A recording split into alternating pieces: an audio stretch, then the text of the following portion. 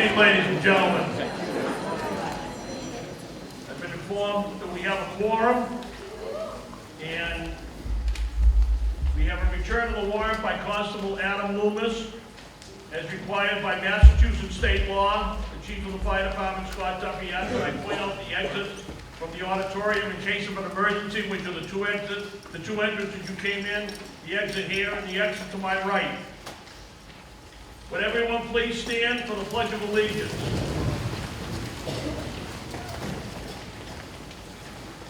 I pledge allegiance to the flag of the United States of America and to the republic for which it stands, one nation, under God, indivisible, with liberty and justice for all. Please be seated.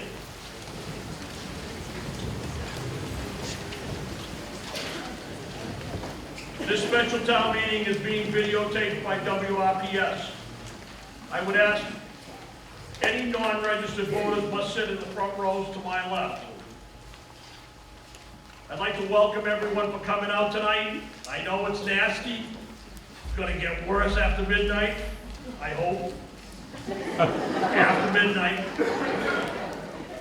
But I know it's a miserable night. It's been a miserable day, and I thank you all for coming out and so we can move forward on the articles we have tonight.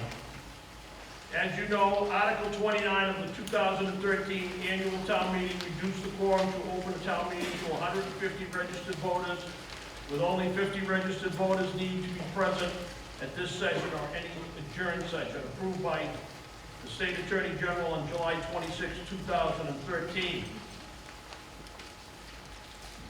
If you wish to speak on an article tonight, please raise your hand.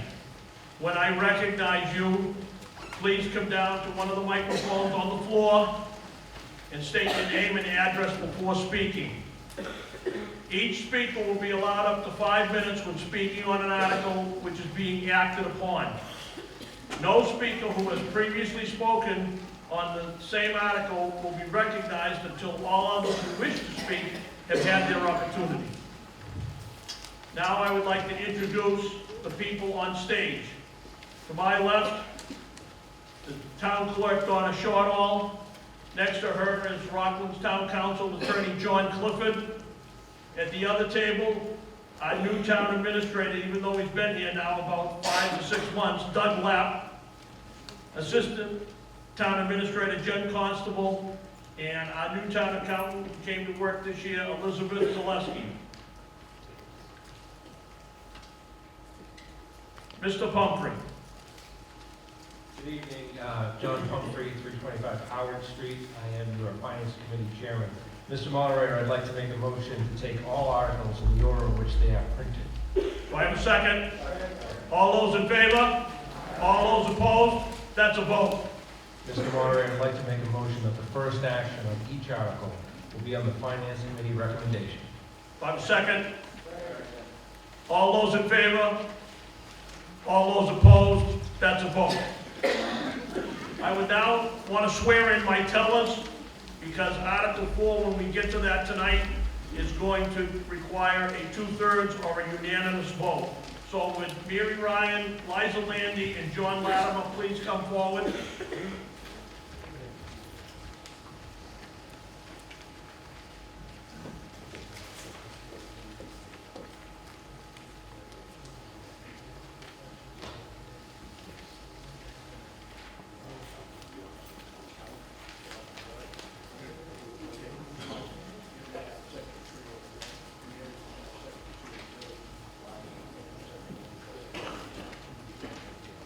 Okay.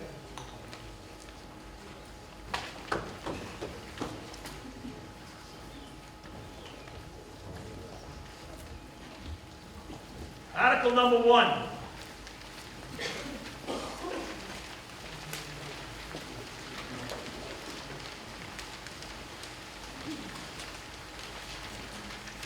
Will the town vote to rescind Article 1 of the 2019 annual town meeting or take any other action relative thereto? And the emergency is Article 1 of the 2019 annual town meeting was voted to transfer money from the Finance Committee Reserve Fund into the following year's stabilization fund balance. The Finance Committee Reserve Fund can only be spent or transferred in the same year, which would be the same fiscal year it was appropriated. This article must be rescinded so the town can complete the tax rate recapitulation and set the tax rate for this year. It was proposed by the Board of Selectmen, recommended by the Board of Selectmen, and recommended by the Finance Committee for approval. All those in favor of adopting Article 1 signify with a show of hands. All those opposed, that's a vote. Article number 2.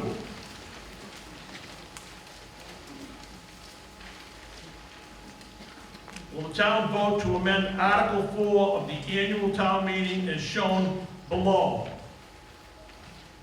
And I can read all these figures, it doesn't really mean anything. We'll all think, so the emergency. Adjustments are being made in the budget voted at the annual town meeting as certain items were omitted from the budget, including payments from enterprise accounts to the general fund to offset insurance and pension costs for water and sewer employees, and a transfer from the overlay surplus to fund revaluations in the assessing department. Other adjustments reflected above address a delay in Medicaid reimbursements to the school department and payments to the Commonwealth and Plymouth County, which are made directly to those entities and are not subject to town meeting approval. While there are no reductions to any services, these adjustments must be done at this time so that the town can complete the tax rate recapitulation and set the tax rate for this year. It was proposed by the Board of Selectmen. It's been recommended approval by the Board of Selectmen, the Finance Committee, and the School Committee. Is there any discussion? Seeing none, all those in favor of adopting Article 2 as printed signify with a show of hands. All those opposed, that's a vote. Article number 3. Will the town vote to authorize the superintendent of the Rockland Public Schools, with the approval of the Board of Selectmen, to enter into memorandums of understanding with the Department of Children and Families, the Executive Office of Health and Human Services, and the Department of Elementary and Secondary Education in order to obtain federal Title IV-E reimbursements for foster care transportation, and to provide that payments for such foster care transportation being performed without appropriation of said reimbursements pursuant to Massachusetts General Law, Chapter 44, Section 70, or take any other action relative thereto. The emergency is this authorization by town meeting is necessary to receive reimbursements from state and federal grants. This vote must take place no later than March 1st, 2020 in order to receive the reimbursements for 2019. It was proposed by the Board of Selectmen and recommended approval by the Board of Selectmen, the Finance Committee, and the School Committee. All those in favor of adopting Article 3 signify with a show of hands. All those opposed, that's a vote. Article number 4.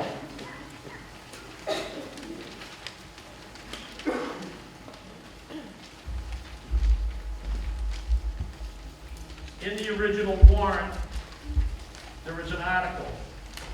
But after the article was done, counsel for the Massachusetts School Building Authority and bond counsel that would let us borrow money came up with a different vote. So there was a second page. It says, at the top of it, it says, Article 4 motion vote.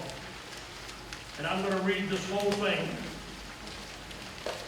That the town of Rockland vote to appropriate the amount of $86,607,521 for the purpose of paying costs of the new Rockland Elementary School at 1 Lieutenant Colonel Brian Duffy Way, which will include new academic facilities for all students in grades 1 through 4, demolition of the Memorial Park and Jefferson School buildings, and repurposing of those sites for athletic fields, recreation areas, and related uses, including all the payment of all costs incidental or related thereto, better known as the project, which school facility shall have an anticipated useful life as an educational facility for the instruction of school children for at least 50 years, and for which the town may be eligible for a grant from the Massachusetts School Building Authority, said amount to be expended under the direction of the Rockland School Building Committee. To meet this appropriation, the treasurer, with the approval of the Board of Selectmen, is authorized to issue any bonds or notes that may be necessary for that purpose, as authorized by under General Laws, Chapter 44, and to apply the premium received by the town upon the sale of any bonds or notes thereunder, less any such premium applied to the payment of the cost of the issuance of such bonds or notes, to pay project costs and reduce the amount authorized to be borrowed by the amount of the premium so applied. The town acknowledges that the Massachusetts School Building Authority grant program is a non-entitlement discretionary program based on need as determined by the MSBA, and any project cost the town incurs in excess of any grant approved by it received from the MSBA shall be the sole responsibility of the town. Provided further that any grant that the town may receive from the MSBA for the project shall not exceed the lesser of 67 8/100% of an eligible approved project cost as determined by the MSBA, and 2, the total maximum grant amount determined by the MSBA, provided that any appropriation hereunder shall be subject to and contingent upon affirmative vote of the town to exempt the amounts required for the payment of interest and principal on said borrowing from the limitations on taxes imposed by Mass General Law 59, Section 21C, better known as Proposition 2.5. And that the amount of borrowing authorized pursuant to this vote shall be reduced by any grant amount set forth in the project funding agreement that may be executed between the town and the Massachusetts School Building Authority. And the emergency is, the project must be brought forward and voted by the town at this time to comply with the approval and funding schedule provided by the Massachusetts School Building Authority. The MSBA is the granting authority for school building projects and establishes guidelines for projects to move forward. The deadline for this project to be approved is February 27, 2020. This article was proposed by the Board of Selectmen and recommended approval by the Board of Selectmen, the Finance Committee, the Capital Planning Committee, and the School Committee. Now, I know that, I need a second on that. I have a motion and a second. I know we're gonna have discussion because the School Building Committee Chairman, Selectman Rich Penny, wants to make a presentation so that the people that have attended tonight can have an understanding of what we're voting on. I am going to allow him more than 5 minutes because everyone should have a clear understanding of what this project is going to entail. So, Mr. Penny, the show is yours. Thank you, Mr. Moderator. And welcome and thank you for everyone coming tonight. My name's Richard Penny, live at 30 Center Ave. I'm chairman of the Elementary School Building Project and also a member of your Board of Selectmen. I'd like to review a presentation we put together to help answer some frequently asked questions that you may have. I ask that you please let us finish the presentation, and at that time, we will open the floor to any question and answer period. All right?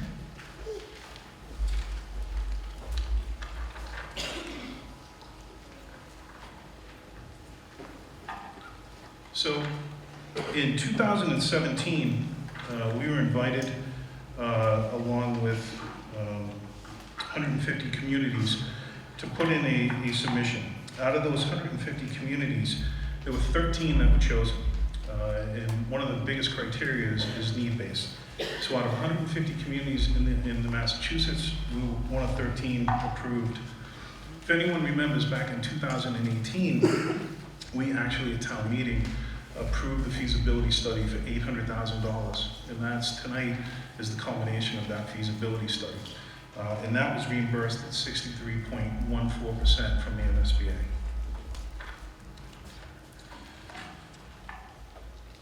So this next slide, we've been working on this for a couple of years.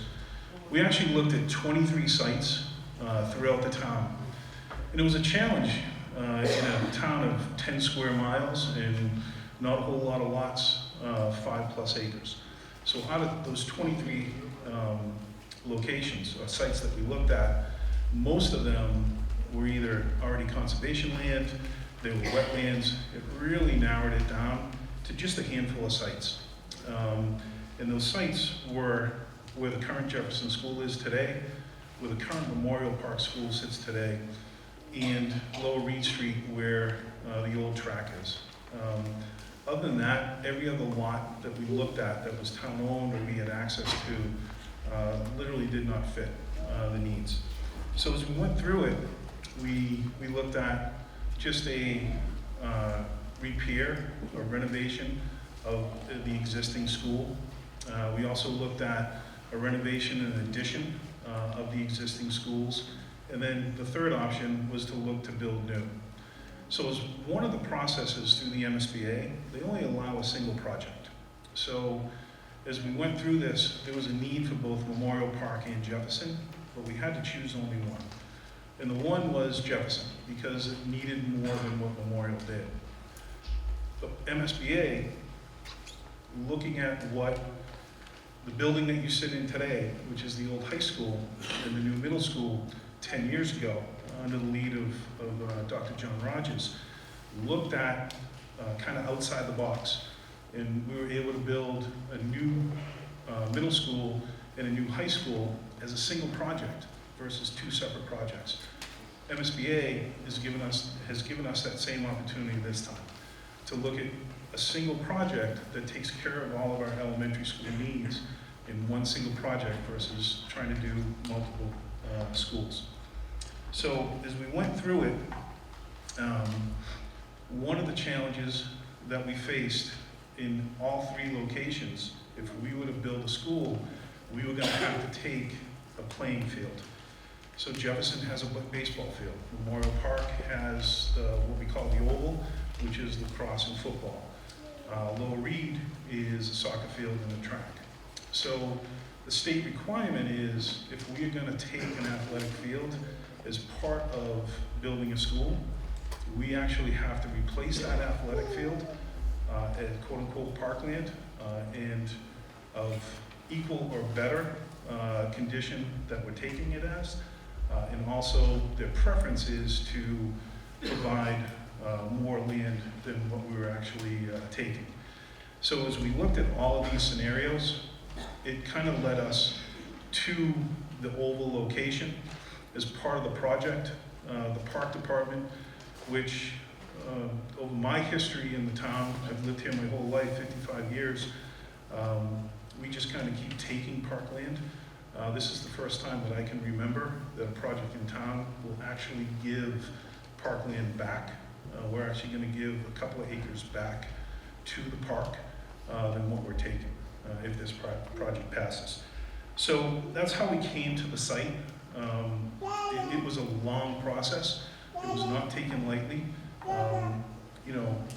There is no perfect site within the town.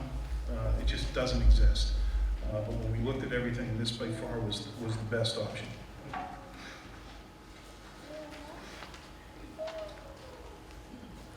So this slide looks at, and I've had some questions, well, why don't we just fix the old schools? And we could have done that. So if we fix the old schools, MSBA does not give any matching funds, all right, because it doesn't meet any of the educational needs. The schools are 90 and 70 years old, class sizes aren't large enough, there's not enough special needs, safety requirements, handicap accessibility, it doesn't meet any of those guidelines. So if we were just to fix the two schools, bring them up to code, so, we actually have, up-to-date electrical, up-to-date plumbing, because those systems are, 70, 90 years old. Just putting the roof on, those types of things. It was $44 million. And we would have paid every dime of that. And for $44 million, we would have had two schools that didn't meet the educational needs that were still 90 and 70 years old structurally, but they would have looked nicer, but it cost us $44 million. When we looked at the option of building this one central campus, it takes care of all of those needs. It'll cost us just under $51 million versus the 44. We get state-of-the-art school. Today's, one of the challenges today, obviously, is safety in schools. It is very difficult. As much as the school system, the police department, fire, everyone works to make these schools as safe as possible. At a 90-year-old building, there are limitations to it. In a new building, we can put state-of-the-art safety in there. It can meet all the educational needs. There are no music, there are no art rooms. We've got half-size gyms. We do not have special needs space. We continue to have more and more needs for special needs students. We don't have the space for it. The other thing is we don't meet all the handicap requirements. So it's a challenge getting in there. So when we looked at this for a long-term investment for a little over, basically $6 or $7 million more, we're getting a building that's 50 plus years for a life expectancy versus sinking $44 million into two schools that were not going to give us 50 years after we did that. All right. Next slide. So, one of the big challenges, one of the big questions. School project, $86.6 million. Our reimbursement rates, just over 67%, as our town moderator mentioned. So why are we on the hook for a little more than $50 million? So part of this, MSBA's grant project program, they're trying to spread the money out to as many communities as they can. So part of this, they limit some dollars. So one of the big things, they cap construction cost at $333 a square foot. So to give you an idea, 10 years ago, when we built this school in the middle school, we built this for about $300, $310 a square foot. 10 years later, there are no buildings in Massachusetts being built for $333 per square foot. Our project right now is slated to come in at about $540 a square foot, which is right in the ballpark of everyone else. It's not excessive. We're not looking to build the Taj Mahal. We do have some costs because of the land transfer with Memorial Park and Jefferson needing to tear those buildings down. That adds some cost to the overall building. So that's one of the biggest things that we see. The other part, which kind of ties into the buildings, is a site improvement cost gap. So it can only go up to 8% of the overall budget. So we're limited to about $6 million for any site improvement. So what does that include? So that includes preparing the site, any road work, parking, the flow, any upgrades outside the building. It also includes the demolition of the two buildings. It also includes the field. There's a multi-purpose field at Memorial Park, and there will also be Park Field as part of Jefferson that will be under the Park Department that probably will end up turning into some type of field space as well. So those are the two biggest. There's some other ones. So FF&E, furniture and equipment. So that's technology, the desks, any of the furniture. MSBA caps at $2,400. You can't outfit a school for $2,400 per student. So that's another cost that will go up that will incur some of that on our own. All right. At the end of the day, 760 students in a school, grade 1 through 4. So we currently do not have 760 students in grades through 1 through 4.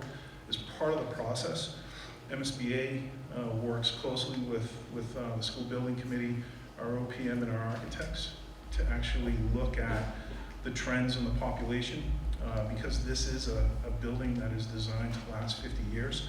We want to make sure that we're going to have space, so there is some room for growth. Again, being a small town, 10 square miles, not a lot of developable space. We're not expecting a whole lot of influx of students, but there is some anticipated increase. Building size, about 120,000 square feet total. Talked about the eligible reimbursement rate. Project budget, $86,607,521. Our anticipated max grant, $35,885,004. Anticipated district share, again, $50,722,517.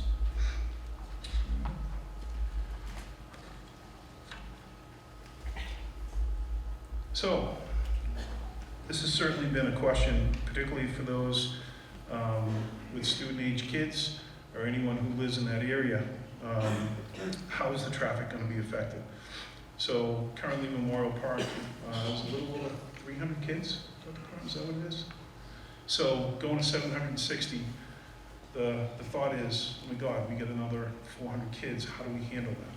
So one of the things with this being a central campus, we really anticipate more students being bused, all right? So we now have buses going to all 3 elementary schools. We're gonna have those students now being bused to one central campus. If you look, I wish I had a pointer, I don't. If you look in the top right corner, you'll see where the basketball courts are.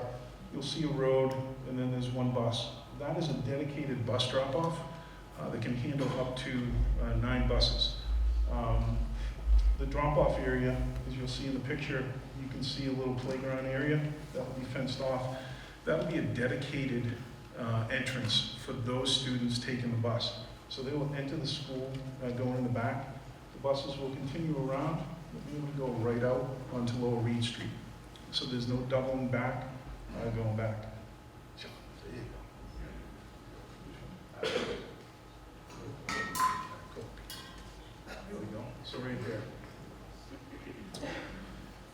So the other part of this, anyone who lives near there or drops off students, you've got people stopping on Lower Reed Street, dropping off kids, you've got people coming down Colonel Duffy Drive, there's no way out, they have to loop back around. So we open up the road to Lower Reed Street. If you see here, so this area right here, that's the first option for a parent drop-off. So there are 50 parking spaces there for a parent drop-off, where the parent can actually park in the parking space.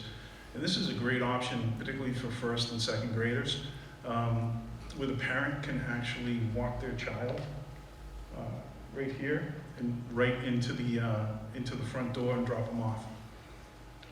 The second one is the second option for a parent drop-off, and that is more of a traditional drop-off. And that can handle 30 vehicles at any point in time, where a car pulls up, opens up the door, the kids get out.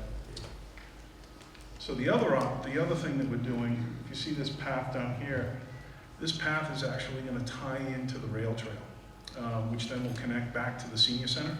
So there'll be a continuous path all the way from the senior center through the school complex, down the rail trail, and then connect to the other schools and all the way up to town hall. But we do anticipate more students, particularly 3rd and 4th graders, that will be able to, that abut on that side, be able to take the rail trail and that path and walk right into the school, and they go right into that dedicated area. We also are adding down here roughly about 100 additional parking spaces that we have today. And then the last part of this, two additional things. The schools committee and the school system are going to look at staggering the start times a little greater than what they are today to help alleviate the traffic at the same time from an elementary school, middle school, and high school.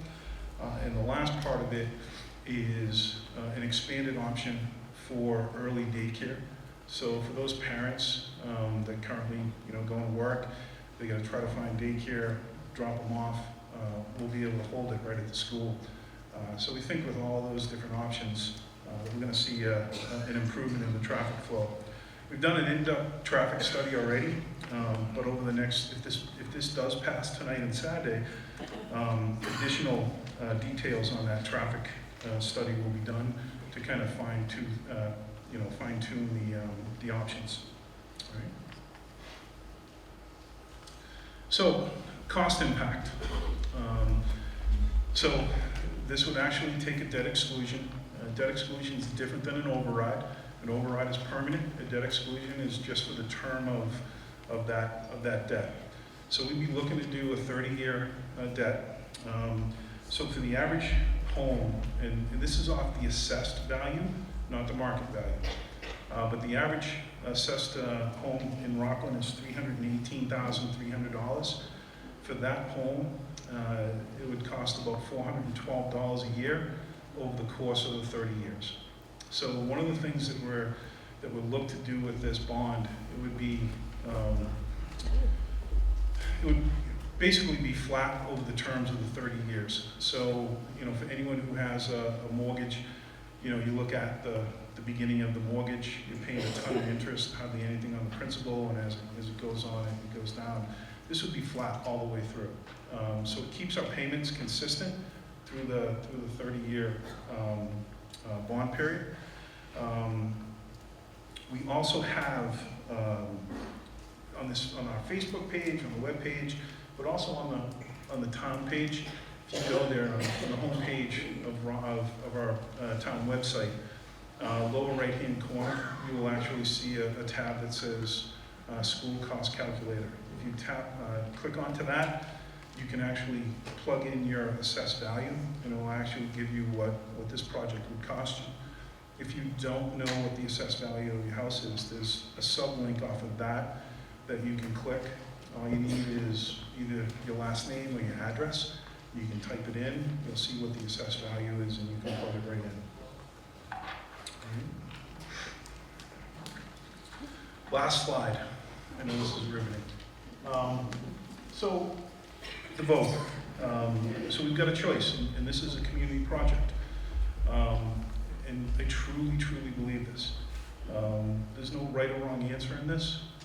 This has to be what's best for you, your family, and ultimately, hopefully, for the community. This is built, if we do this, it's going to be built to be a community building, as is this school, the middle school. For those of you, if you've ever come up to the high school, the middle school on any night, at any given time, there are potentially hundreds of people using this building. Community, school, seniors, there's different classes, all kinds of things. We would be looking to do the exact same thing with this school. And the design would actually kind of foster that, where the community areas would be able to be open and all of the classrooms would be able to sealed off. So if anyone needed, from a conference room to a gym to a cafeteria to a stage, that would all be available. All right.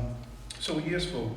We accept MSBA and $35.8 million, up to $35.8 million.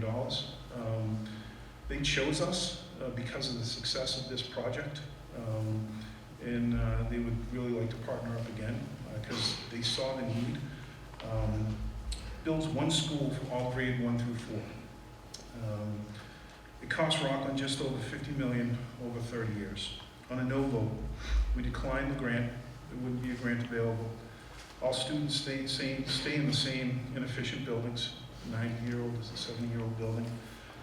And it will cost us, in today's dollars, $44 million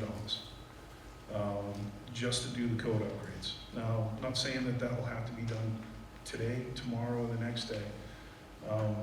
But as you look at the buildings, it'll have to be done in the very near future. And we wouldn't get any matching funds. And the longer that we wait, and we've seen construction costs, so if it's 5 years down the road, so it's escalating at 3 to 4% a year.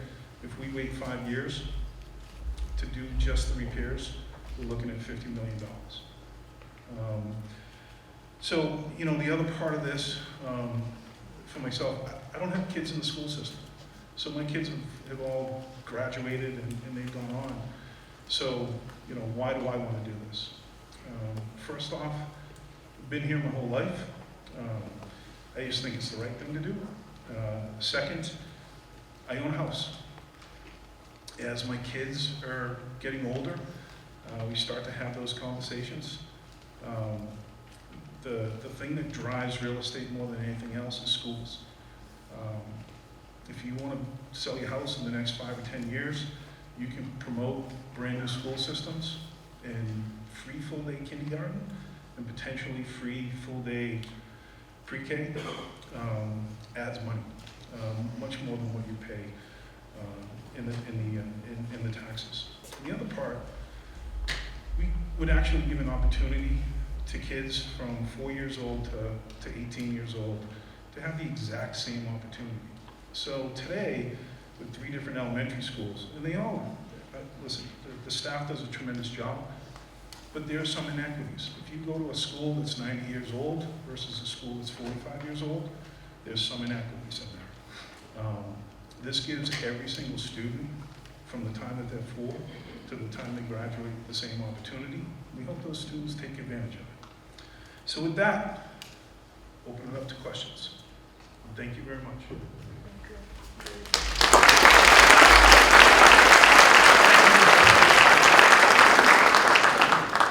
Now, does anybody have any questions or would like to speak on the article? Seeing no hands raised. Oh, in the front row. Come up to the microphone. Either one. Hi. Okay. I'm Lori Childs. I'm at 234 North Ave. And I'm on the finance committee, and I get a lot of questions from different people. And I think it's a fantastic plan. I think you've done a thorough job, and it would be amazing to have a new school in town. But a lot of people are wondering, considering that we will probably need to spend 30 to 40 million for a new sewer department coming up, and a new fire department would be around 27. How are we cutting corners elsewhere? Is there a list of things there where we can cut corners elsewhere to save money so our taxes remain affordable, I guess? So let me address that. So, Okay. no easy answer to that. So, when you don't invest in the long term in your infrastructure on a yearly basis, I can tell you over the last 10 years, this town has seen a significant change in the investment that we've done in the infrastructure. Previous to that, there wasn't a whole lot, honestly, from the 80s, 90s, and into 2000. And we unfortunately are bearing that today. But to Laurie's point, we do face a sewer system that was built in 1964 that we consistently go over our EPA quota. Over the last 5 years, we've invested millions of dollars into that plant. Don't know what the numbers are. There is a study going on right now, but I have heard numbers of 30 to 40 million dollars. Don't know how accurate that is. Fire station, we certainly have talked about that.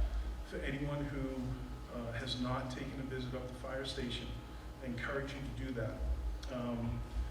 Not dissimilar to Jefferson and Memorial, the additions in the 70s are actually in worse condition than the original building up there of 36 or 38.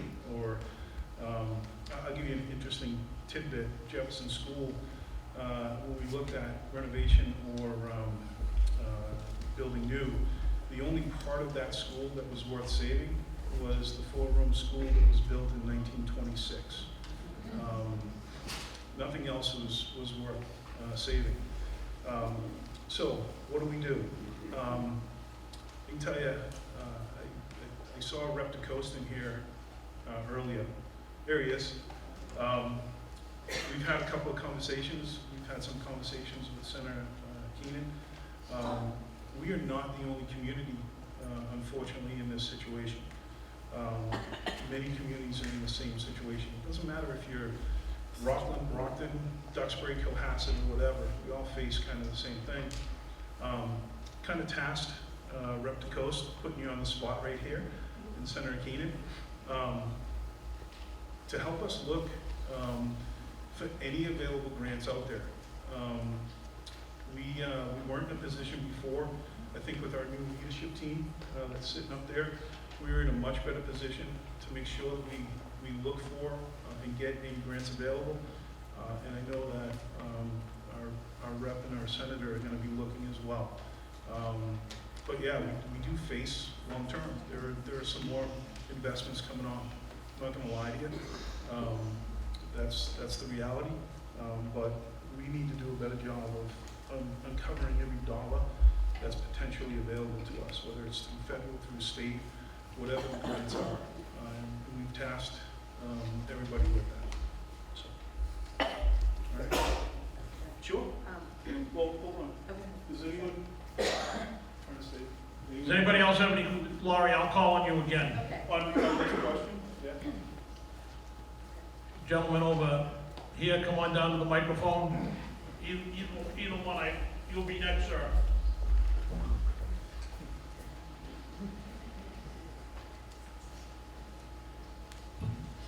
Andy Tran, above 102 Garden Terrace.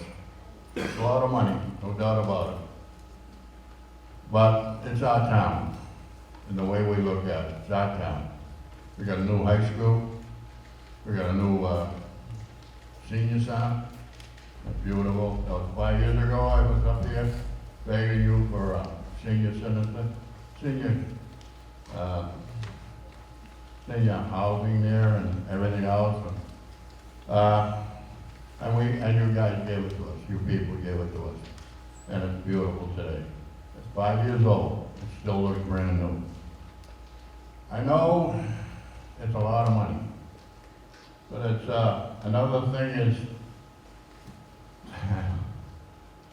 this is a lot of money, but what about the rest of it? There's, we need a new fire station. We need all kinds of different things. And we can't keep going after more money, because we'll always have a tax rate, always. The only time we're gonna not have a tax rate was down below. You know what I'm talking about. So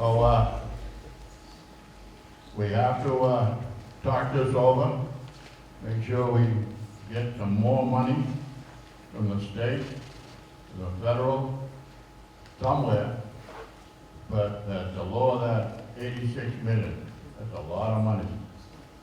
We are talking about what the tax rate's gonna be. It's high now, it's gonna be higher.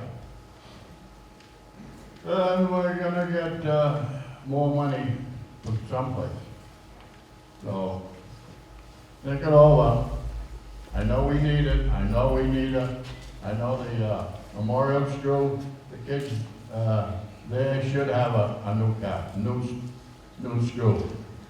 I mean, they really, we got a brand new senior center, brand new high school, junior high. The little kids should have a brand new school too. So think it over. I know it's a lot of money, but maybe we can get some more money from the state. They got plenty of money. I mean, they're getting bills for this and bills for that. You're gonna get 15 cents for the gas tax. Well, maybe we can get 5 cents more for our school. But anyways, thank you very much. Thank you, Andy.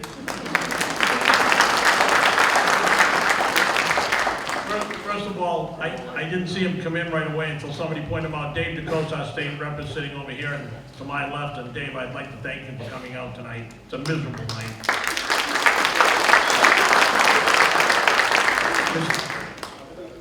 One comment on something you said. Okay. So, I agree. We continue to try to look at any revenue that we can or any grants. So, interestingly enough, on this project, we had a set, a rate that was 62, I forget exactly off the top of my head, it was a little over 62%. And that's what we thought was gonna be. We did get an extra 1.67% because of the maintenance that we do in the buildings. As much as people say we don't maintain it, we get one of the highest reimbursement rates that the state has given anybody. But a week before we went to our final meeting with MSBA, one of the best phone calls I've gotten in a long time from our owner's project manager, Sean Burke, saying that the MSBA actually increased our grant with the work of our owner's project manager and architect and everyone else behind the scenes. Came up with about another 1.3 million for this project that a week before that we were going to the MSBA, we didn't think we were going to get. So we're working to get every dollar we can. This gentleman over here, yes, sir.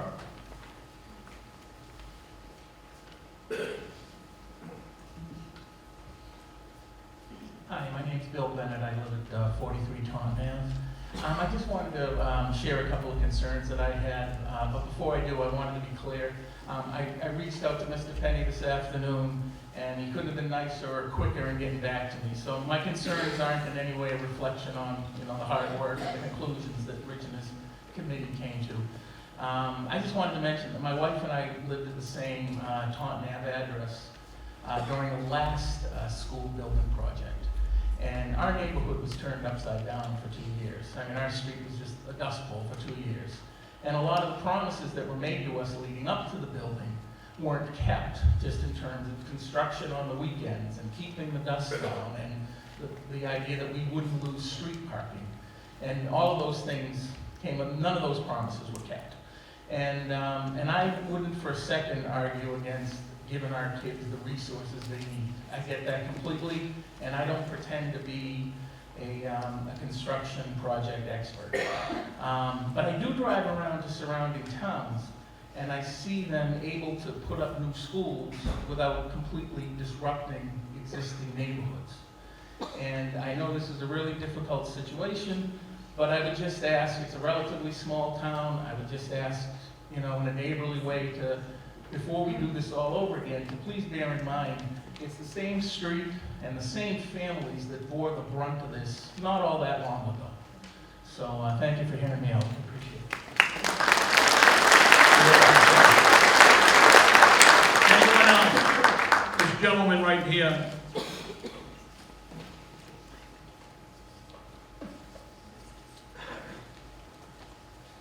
How you doing? I'm Harry Donovan. I live at 38 Midfield Drive in Rockland.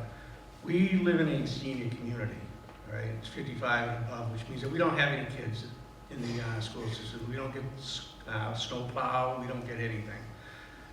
When I moved into the town back in 2012, I was paying $3,000 in taxes. This is going to put me over $9,000. I'm just under $9,000 now, and I get nothing from the town. I think it's time you guys start giving the seniors some consideration and give us a break on something. I supported my towns. I built schools for my kids. I don't see where I have to do it now. I get nothing out of this town for the $9,000 that I'm paying. That's all I have to say. Gentlemen, Mr. Biggins, I can't see you with the light.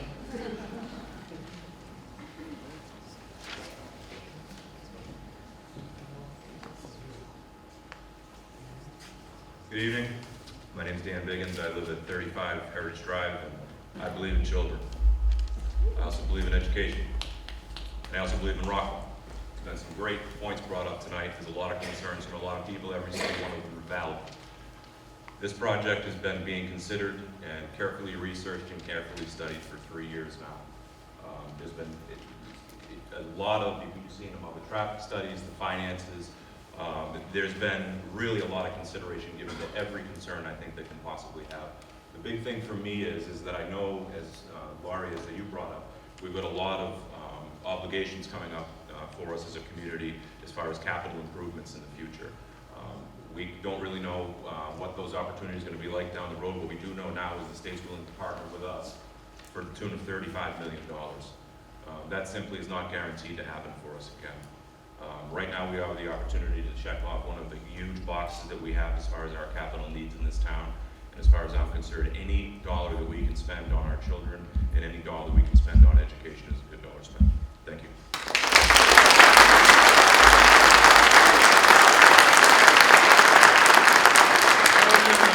Maroon shirt. I think it's maroon. I gotta put my hat back on when I walked in with it.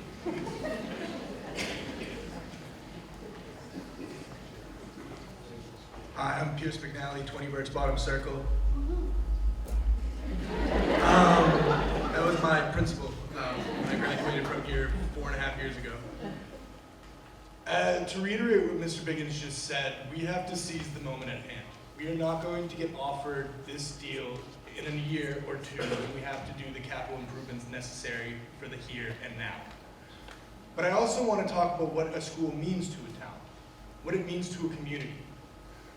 We don't go to schools merely to learn how to do arithmetic or what the square root of 9 is, or to learn what Atticus Finch taught his children so many years ago. We go to schools to learn how to be a good neighbor, how to be a good person. I want everyone in the room to go back as far as they can to the first grade. For me and my friend Dylan over there, it was Ms. Corbett. In that class, we learned to be kind, to be courteous, to care for others. Most importantly, we learned how to share. As a town, we must come together and realize that the lack of infrastructure improvements, as Mr. Penny pointed out today, falls not on the people who failed to act then, but on the here and now. We must work together to bring this school to fruition, to give better opportunities for the children, to close the educational inequalities that exist across the 3 elementary schools we already have. I think no matter how old you are, it makes sense to vote in favor for this. There's some concerns about people who have come here after raising their children in other towns, and I ask you now, if you were having this vote with your children about to enter first grade, and the state, and the schools were in the state of which Jefferson and McKinley are in now, would you not vote yes for your children then? And if you wouldn't, I have to ask you why not. A yes vote doesn't just build us a new school, it brings us together as a town. Thank you.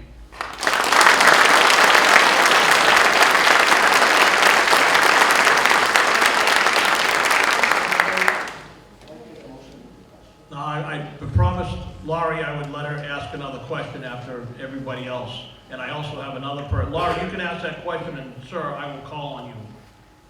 Laurie, you go ahead and ask your question. So Rich, you'd probably be able to answer this. What is the plan for drainage with the new complex?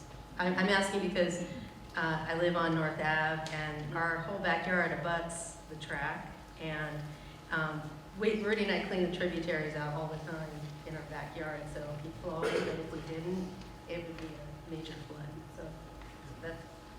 So we appreciate that, and I hope you and Rudy continue to do that. So I'm not an engineer, and I'm not going to pretend to be one. Me, Sean might be able to come up and answer a little bit more, or even Mark. But as part of this, we have had meetings with Dave Taylor from the highway, Mark Shaw, our facilities, our design team, and we're very well aware of the water issues, particularly on Lower Reed Street. There are about 4 or 5 houses that flood. Man, I've seen 2, 3, 4 feet of water in their backyard. I can't tell you that this project is going to alleviate that, but one of the things that we're looking at, and we did in-depth studies on the water table, but there'll be an extensive drainage system as part of this project. We're very confident that it will improve, but to those houses on Lower Reed Street, I can't guarantee that they're never going to get water in their backyard anymore, but what we're planning is to take care of some of that problem. Rich, do you want, Mark Sean wants to speak. Mark is the superintendent of buildings for the school department. Mark Shaw, 179 Burton Street, lifetime resident also went to the school system here. Now director of facilities for the Rockland Public Schools and on the building committee. Let me just tell you a little bit about the water issue we have down. We all know about it. Dave knows about it. We've allocated money, additional funds for the building itself to eliminate any additional water that may be in that area. We've done borings, okay, 6 borings, if not 7, trying to do it from memory. I believe there's 6 borings. We know exactly what material's in that ground. There's a lot of glacial till. I spoke to the engineer, matter of fact, last week. The glacial till doesn't drain that well. That's part of our problem. Our water table is at a reasonable level, about 4, 5, 6 feet below the surface, and I understand. I thought that was high, but he said to me that's pretty normal. We calculated the amount of water in those yards, and we have put a additional tap onto the drainage system that's part of the drawings. We're gonna stub out, and we're gonna leave and cap it and leave it in case we get permission from the residents and from the town to do additional work to take water from their yards. Obviously, we can't go into someone's yard and just put a catch basin in. We'd have to get permission. But my point is that we have the calculations to receive that water, and we have provisions to attach to the system. Hope that's correct, right? That's our architect right here. Would you like to add to that? Okay. This lady, would you just introduce yourself? And she does live out of town, and because she is the architect on the project, I've given her permission to speak. Good evening, my name is Lorraine Finnegan. I am an architect with Sims Mini McGee. We're the designers. I am also not an engineer, but I will tell you that through the analysis we've done, we've gathered the groundwater elevations. Included within the cost of the project is under drain systems for the field, which will alleviate some of the standing groundwater. We are aware of the issue with the abutters. We will do everything that we can to obviously not make that worse. We cannot make it worse, but to improve it where we can. There's a lot more hydrological analysis that needs to be done as we move into the next phase to really understand the watershed, where that water is flowing from, how we can capture it and take it off-site without going onto anybody's property. Laurie, does that answer your questions? Thank you. And there was one other gentleman, he had his hand up. Come on down.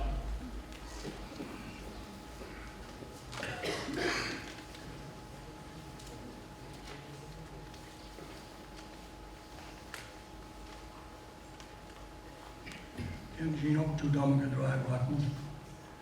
Tonight we're talking about this cost of this school. I heard you mention tonight about a fire department and a pumping station. What's the cost of that going to be?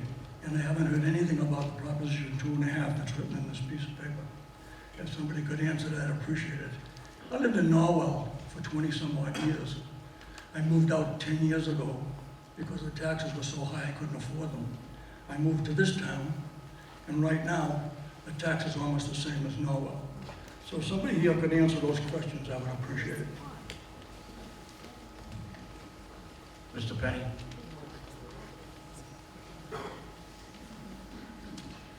So in regards to the school project, so this is a debt exclusion. So it's not Prop 2.5, it would be a debt exclusion. It would add $1.31 per thousand to the households. It would be for 30 years. And once that is paid off, it comes off the books.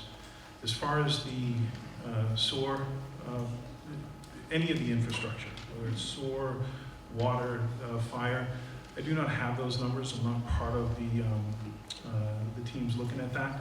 I know that there has been some feasibility studies done on the fire station, and they're in the process of looking at the sewer, but we do not have numbers at this point, at least not that I'm aware of.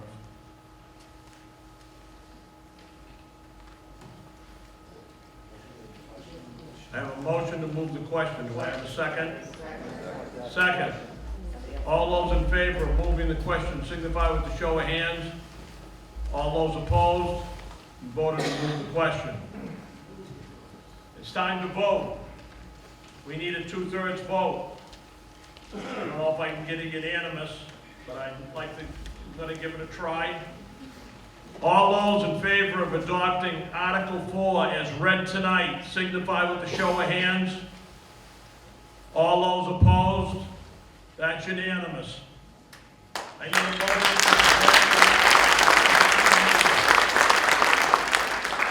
a motion to dissolve the town meeting. Do I have a second? All those in favor? Thank